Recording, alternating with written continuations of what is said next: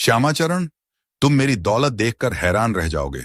मेरे पास सोने चांदी के गहनों के अलावा बैंक में रुपया भरा पड़ा है। अगर मैं खुलकर खर्च करूं तो भी आगे आने वाली पीढ़ी के लिए कम न होगा।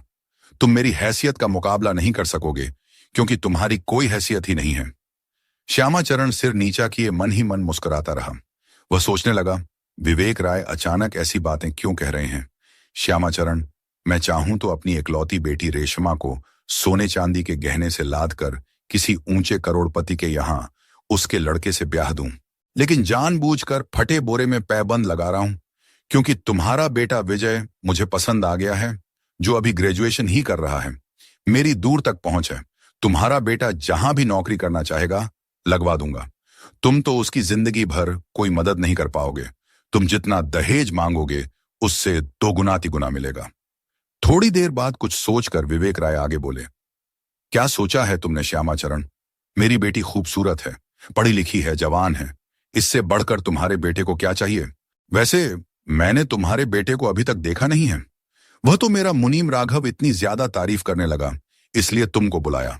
मैं चाहूंगा कि 2 से 4 दिन बाद उसे यहां लेकर आओ।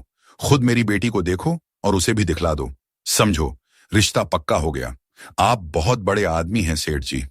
गाजियाबाद के बड़े कारोबारियों में आपका नाम है। जैसा मैंने सुना, आपकी तारीफ करूंगा कि आपने मेरे बेटे को देखे बिना ही रिश्ता पक्का करने का फैसला कर लिया। पर मुझे अपने बेटे और पत्नी से भी सलाह मशवरा करने का मौका दें तो मेहरबानी होगी। चाहिए, लेकिन मना मत कीजिएगा। मेरी ओर से 2000 रुपए का नजराना लेते जाइए। विजय राय कुटिल हंसी हंस दिए। बिंदकी गांव पहुंचकर श्यामाचरण ने विवेक राय की लच्छेदार बातें अपनी पत्नी सत्यवती को सुनाई। वह बहुत खुश हुई, मानो उसके छोटे से मामूली मकान में पैसों की बरसात अचानक होने वाली हो।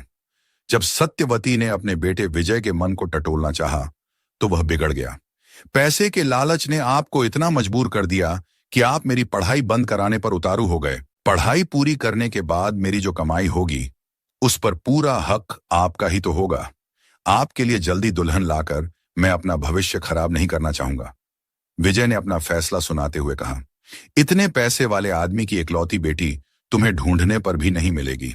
तुम मुझे सौतेली मां समझते रहो, लेकिन मैं तो तुम्हें अपने छोटे लड़के राजू और बेटी लीला से भी ज्यादा समझती हूं। तुम्हारा गरीब बाप मुझे एक अच्छी साड़ी नहीं खरीद सका, सोने की जंजीर नहीं दे सका, खाने के लाले पड़े रहते हैं। तुम्हारी पढ़ाई में ही सारा पैसा खर्च कर देता रहा है। कभी सोचा है कि मैं घर कैसे चला रही हूं?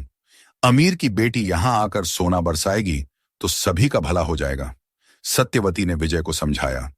श्यामाचरण की पहली औरत मर चुकी थी। उसने दूसरी शादी सत्यवती से रचाई थी, जिससे 2 बच्चे हुए थे। बेटा, एक बार चलकर उस लड़की को देख तो लो, पसंद आए तो हां कर देना। मैं विवेक राय के यहां रिश्ता मांगने नहीं गया था, बल्कि उन्होंने खुद बुलाया था। अगर उनकी लड़की हमारी बहू बनने लायक है तो घर में आने वाली लक्ष्मी को ठुकराया नहीं जाता। श्यामाचरण ने अपने बेटे विजय को समझाते हुए कहा, आप लोग समझते क्यों नहीं? मेरी पढ़ाई रुक जाएगी, तब क्या होगा? आजकल नौकरी भी इतनी जल्दी नहीं मिलती। आपको धन दौलत मिली तो कितने दिन तक उसे इस्तेमाल कर पाएंगे? हर मां बाप लड़की को अपने घर से जल्दी निकालना चाहते हैं, इसलिए हम गरीब लोगों के पल्ले बांधकर वे भी फुर्सत पा लेना चाहते होंगे। उनके पास काफी पैसा है, अकेली लड़की है, सब कुछ तुम्हें ही मिलेगा, जिंदगी भर मौज से रहना। शादी के बाद अगर कल को उन्होंने मुझे घर जमाई बनाकर रखना चाहा, तो क्या आप उम्मीद करते हैं कि उनका पैसा यहां पहुंच पाएगा? मुझे उनके यहां गुलाम बनकर रहना पड़ेगा, जो मैं कभी पसंद नहीं करूंगा। ये सब बातें छोड़ो, ऐसा कुछ नहीं होगा। वे तुम्हारी तारीफ सुनकर फोटो देखते ही शादी करने को तैयार हो गए। आगे उनकी क्या मनसा है आप नहीं जानते।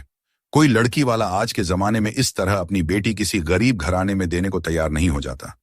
मुमकिन है इसके पीछे उनकी कोई चाल हो, शायद लड़की बुरे चरित्र की हो, जिसे जल्दी से जल्दी घर से निकालना चाहते हो। आपको पहले उन सब बातों का पता लगा लेना चाहिए। बेटा, मैं सब समझता हूं। विवेक राय मुंह मांगा दहेज देंगे, ऐसा रिश्ता मैं मना नहीं कर सकता। आप जिद करेंगे तो मैं इस घर को छोड़कर कहीं और चला जाऊंगा, गुस्से में विजय बोला। तो तुम भी कान खोलकर सुन लो, अगर तुमने ऐसा किया तो मैं भी आत्महत्या कर लूंगा। कहते हुए श्यामाचरण रोने लगे। आखिरकार विजय को झुकना पड़ा। गाजियाबाद में विजय अपने पिता के साथ जाकर विवेक राय की बेटी रेशमा को देखने के लिए राजी हो गया। सच में श्यामाचरण पैसों का लालची था। उसने रेशमा के बारे में किसी के द्वारा पूरी जानकारी हासिल करना जरूरी नहीं समझा। सत्यवती ने भी अपने सौतेले बेटे विजय के भविष्य के बारे में सोचना जरूरी नहीं समझा। वह तो चाहती थी कि जल्द से जल्द उसके यहां छप्पर फाड़ कर रुपया बरसे। लड़की जैसी भी हो, उससे सरोकार नहीं। फिर भी उसके मन में शंका बनी थी कि बिना किसी ऐब के एक रईस अपनी बेटी को इतनी जल्दी गरीब घराने में शादी के लिए दबाव क्यों डालने लगा था। फिर उसने सोचा, उसे लड़की से क्या लेना देना। उसे तो गहने धन दौलत से मतलब रहेगा, जिसे पाकर वह खुद राज करेगी। विवेक राय ने श्यामाचरण को यह भी बतला दिया था कि उनके पास केवल दौलत ही नहीं बल्कि सत्ता की ताकत भी है। कई बड़े सरकारी अफसर, नेता, मंत्री और विधायकों से भी याराना है, जिसकी वजह से उसका शहर में दबदबा है। उन्होंने यह भी भरोसा दिलाया कि विजय को दामाद बनाते ही उसे अच्छी नौकरी दिलवा देंगे। विवेक राय चरित्रहीन था। उसने 4 शादियां की थीं। पहली पत्नी से रेशमा हुई थी। जब रेशमा 4 साल की हुई तो उसकी मां मर गई। उसके बाद धीरे धीरे विवेक राय ने 3 शादियां और की थीं, पर वे तीनों ही संदिग्ध हालात में मर गई थीं। रेशमा को उन तीनों की मौत के बारे में भनक थी, पर जानकर भी वह अनजान बनी रही और दब कर रहने की आदी हो चुकी थी। विवेक राय की सबसे बड़ी कमजोरी बाजारू औरतें और शराब की लत थी। जब विवेक राय पर नशे का जुनून सवार हो जाता तो वे भूखे भेड़िए की तरह औरत पर टूट पड़ते और दरिंदे की तरह रौंद डालते। विजय ने रेशमा को देखा। वह बहुत खूबसूरत थी। सजाकर बाप बेटे के सामने लाकर बैठा दी गई थी। गले में मोतियों की माला, नाक में हीरे की नथ, बालों में जूही के फूल। उस खूबसूरती को देखकर विजय ठगा सा रह गया। रेशमा ने भी अपनी चितचोर निगाहों से विजय को देखा।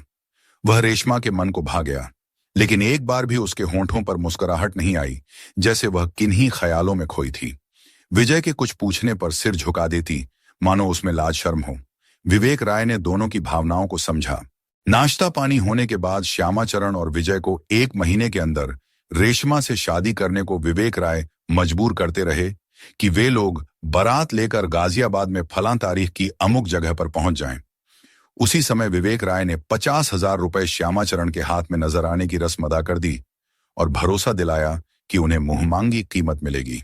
घर लौटने पर विजय ने शादी करने से मना कर दिया, लेकिन पिता की धमकी और जोर डालने पर उसे मजबूर होना पड़ा। तय समय पर कुछ लोगों के साथ श्यामाचरण अपने बेटे विजय को दूल्हा बनाकर बारात गाजियाबाद ले जाना पड़ा।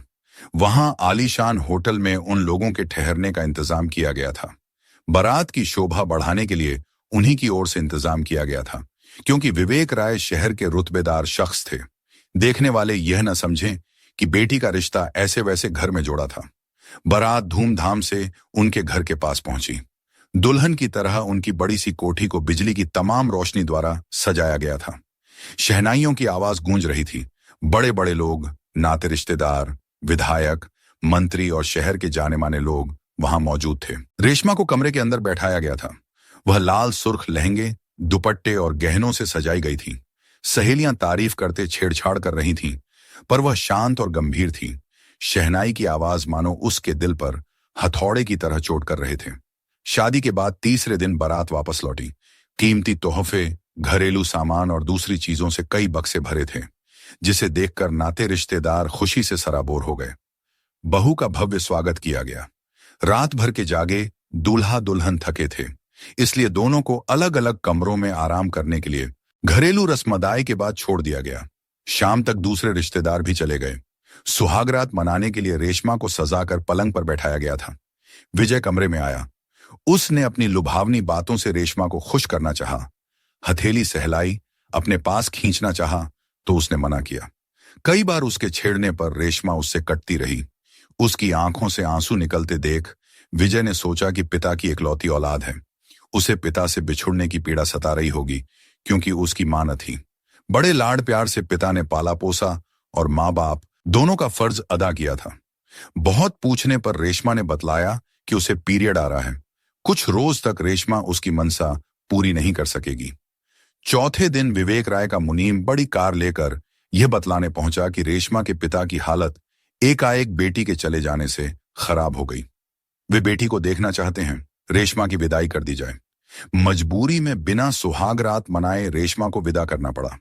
विजय ने साथ जाना चाहा, तो मुनीम ने यह समझाते हुए मना कर दिया कि पहली बार उन्हें ससुराल में इज्जत के साथ बुलाया जाएगा। 1 महीने से ज्यादा हो चुका था। रेशमा को वापस भेजने के लिए श्यामाचरण गुजारिश करते रहे, पर विवेक राय ने अपनी बीमारी की बात कहकर मना कर दिया।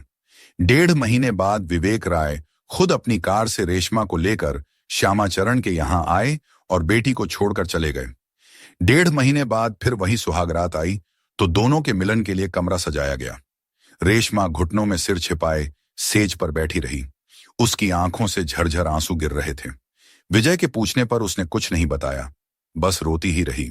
इतने दिनों बाद पहली सुहागरात को विजय को रेशमा का बर्ताव बड़ा अटपटा सा लगा। उसे ऐसी उम्मीद जरा भी न थी।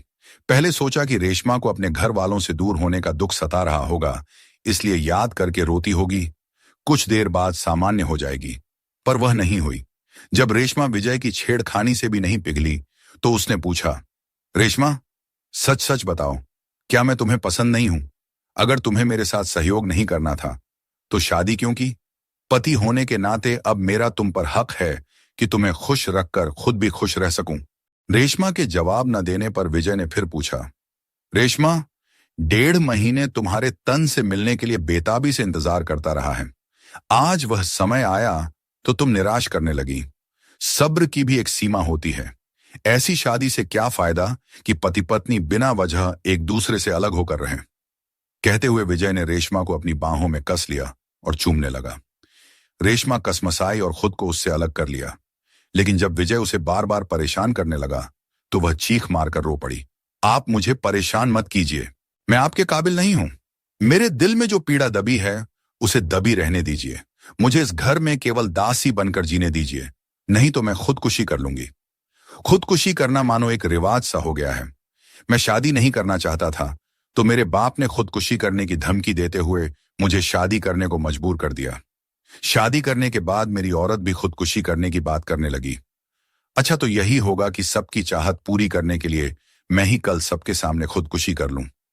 नहीं नहीं, आप ऐसा नहीं कर सकते। आप इस घर के चिराग हैं, पर आप मुझे मजबूर मत कीजिए। मैं आपके काबिल नहीं रह गई हूं। मुझे अपनों ने ही लूट लिया। मैं उस मुरझाए फूल की तरह हूं जो आप जैसे अच्छे इंसान के गले का हार नहीं बन सकती। मैं आपको अपने इस पापी शरीर के छूने की इजाजत नहीं दे सकती, क्योंकि इस शरीर में पाप का जहर भरा जा चुका है। मैं आपको कैसे बताऊं कि मेरे साथ जो घटना घटी वह शायद दुनिया की किसी बेटी के साथ नहीं हुई होगी। ऐसी शर्मनाक घटना को बताने से पहले मैं मर जाना बेहतर समझूंगी। मुझे मरने भी नहीं दिया गया। 2 बार खुदकुशी करने की कोशिश की, पर बचा ली गई। मानो मौत भी मुझे जीने के लिए तड़पाती छोड़ गई। उफ, कितना बुरा दिन था वह, जब मैं आजाद होकर अंगड़ाई भी न ले सकी और किसी की बदनीयती का शिकार बन गई।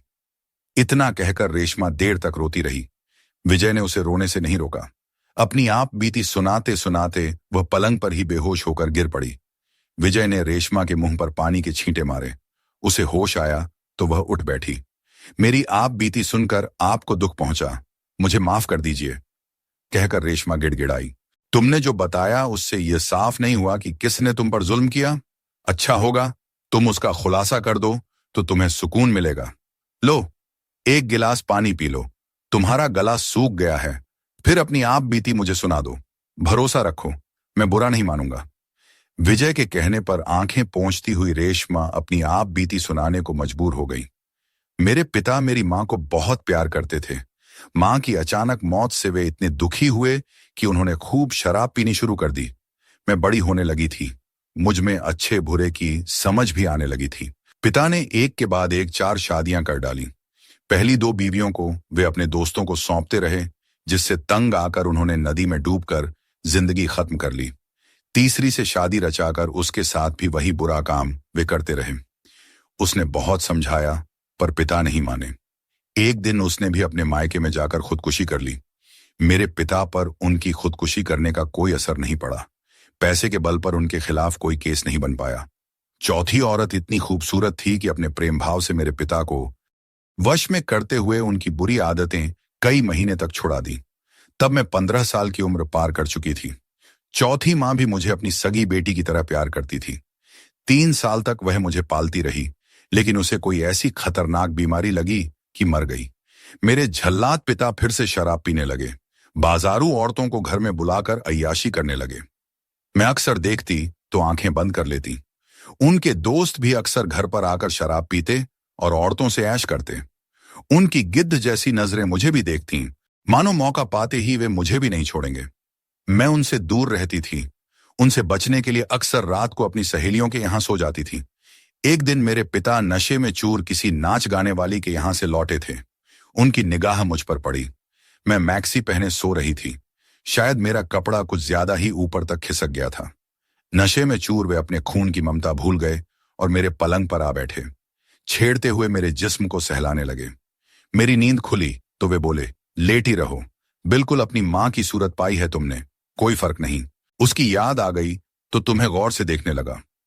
उसके बाद मैंने बहुत हाथ पैर पटके, पर वे नहीं माने। उन्होंने मुझे अपनी हवस का शिकार बना डाला। मैं बहुत रोई, लेकिन उन पर कोई असर नहीं पड़ा। उस दिन के बाद से वे अक्सर मेरे साथ वही कुकर्म करते रहे। मैं उनके खिलाफ किससे क्या फरियाद करती। 2 बार खुदकुशी करने की कोशिश की, पर बचा ली गई। इतना कहकर रेशमा रोने लगी। विजय चाहता था कि उसके रो लेने से उसका मन शांत हो जाएगा। सालों की आग जो दिल में छिपाए उसे तपा रही थी, आंसू बनकर निकल जाएगी। मेरी शादी आपके यहां इसलिए खूब दहेज देकर कर दी गई, जिससे सबका मुंह बंद रहेगा। मुझे शादी के चौथे दिन बाद उस पिता ने बुलवा लिया। उसका पाप मेरी कोख में पलने लगा था। अगर उजागर हो जाता तो उसकी बदनामी होती। मेरा पेट गिरवा दिया गया। 1.5 महीने बाद ठीक हुई तो मुंह फिर यहां पटका गया, ताकि जिंदगी भर उस कलंक को छिपा कर रखूं। मैं नहीं चाहती कि मेरे इस पाप की छाया आप जैसे अच्छे इंसान पर पड़े। आप मुझे दासी समझकर यहां पड़ी रहने दीजिए। अगर आपने मुझे घर से निकाल दिया तो मेरे पिता आपको और आपके घर वालों पर मुकदमा चलाकर परेशान कर डालेंगे। आप चुपचाप दूसरी शादी कर लें।